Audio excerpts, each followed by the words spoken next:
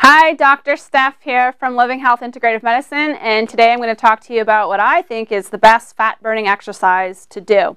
And I get asked a lot by patients that are in either our diabetes reversal program, our thyroid balancing program, or our weight loss programs, which exercise should I do to get the optimum amount of effect.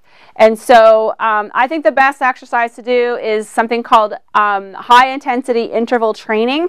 The beauty of this type of exercise is while it is intense, it's a pretty short duration compared to what people sort of think they have to work themselves up to. There's kind of this misperception that you need to get on a treadmill and build up from 15 to 20 minutes and then to 30 and 45 and pretty soon, I don't know, up to 2 hours of running a day. And that actually can put more strain on the body and knock hormones around and actually contribute to weight gain if you don't do it the right way at the right time. But the high intensity training, you don't want to do this necessarily every day. It's probably every second to third day at max, so maybe 2 to 3 days a week. The duration of it is about 20 minutes max. You don't want to go much longer than that. And you're going to be doing, it's a form of cardio that you're going to do either on a stationary bike or an elliptical machine or on a treadmill. I do think that if this is the first time you're doing this, you might want to pick a stationary bike just because you're in a seated position. It's best if you can get a piece of exercise equipment that has already preset programs, and you want to choose the preset programs that have the highest peaks and the lowest lows as far as the interval ups and downs go.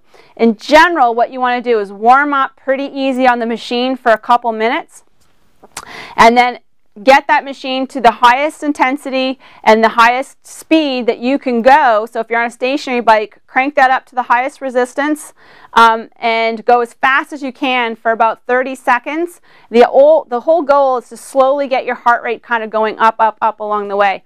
After that 30 seconds, you're going to knock that time, that intensity down to almost nothing. So where you're just kind of in a recuperative state, and you're going to basically catch your breath for a couple minutes. And you're going to go 30 seconds on and 2 minutes off, and 30 seconds on and 2 minutes off. And you'll probably really only need anywhere from 4 to 8 of these high intensity peaks, if you will, and then you're going to do an immediate cool down for a few minutes, get off the machine, do a little bit of stretching. So the total workout time should take anywhere from 10 to 20 minutes depending on how many peaks you're able to get into. You want to get to just your max heart rate or a little bit below. You can calculate that by taking the number 220 and minusing your age, and that will tell you roughly what your max heart rate is going to be. If you hit the max heart rate at 4 peaks, then you're done your workout, cool down, and you're done for the day. The other days of the week, if you want to add a little bit of extra bang for your buck, you can do about 20 to 30 minutes of weightlifting with some different body parts. But the workouts you can keep pretty much down to 15 to 20 minutes and get super effective fat burning.